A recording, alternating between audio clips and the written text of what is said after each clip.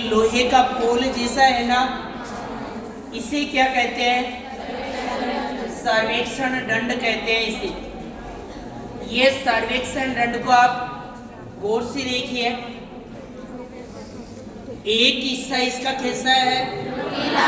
दूसरा हिस्सा इसका समतल है।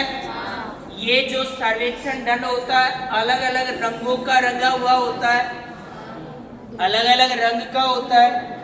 कितनी इसकी लंबाई होती है, किसका बना होता है, इसका एक हिस्सा नुकीला क्यों बनाया जाता है और इसको अलग अलग रंगों से क्यों रंगा जाता है। सर्वेक्षण दंड का प्रयोग कब किया जाता है? सर्वेक्षण के दौरान अगर हम किसी लक्ष्य को चुन रहे हैं, किसी कोण को चुन रहे हैं और उस लक्ष्य पर अगर मान लीजिए कोई पेड़ नहीं है, कोई भवन नहीं है, कोई सड़क नहीं है, कुछ भी नहीं है, उस स्थान पर हम इस सर्वेक्षण दंड को गाड़ते हैं और इसको ही हमारा लक्ष्य मानते हैं।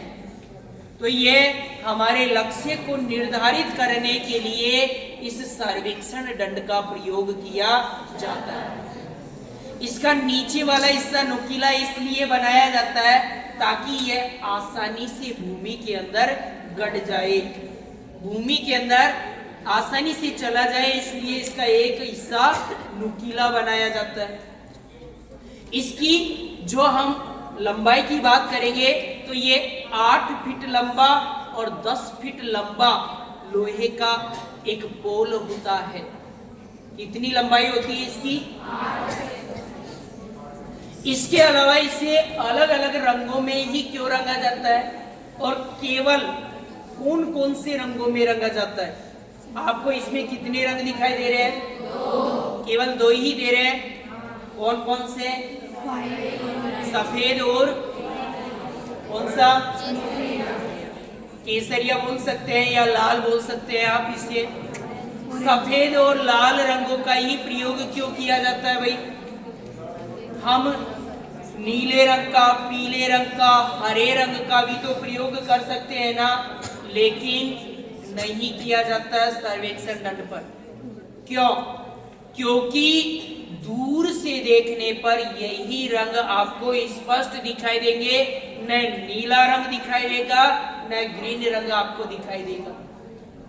या तो ये लाल और व्हाइट रंग के होते हैं या फिर व्हाइट और ब्लैक रंग के ये सर्वेक्षण दंड लगे हुए होते हैं, ताकि अगर हमारा कोई दूर का लक्ष्य हो तो वो लक्ष्य भी आसानी से आपको दिखाई दे।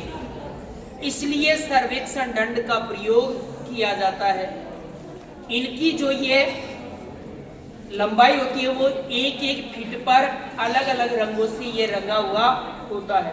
एक एक फीट के अंतराल पर इनके रंग परिवर्तित होते हैं। इनके रंग 2 ही प्रकार के होते हैं, लाल और सफेद या फिर सफेद और ब्लैक रंग का ये सर्वेक्षण दंड होता है, जो दूर से ही देखने पर आपको स्पष्ट रूप से ये दिखाई देता है।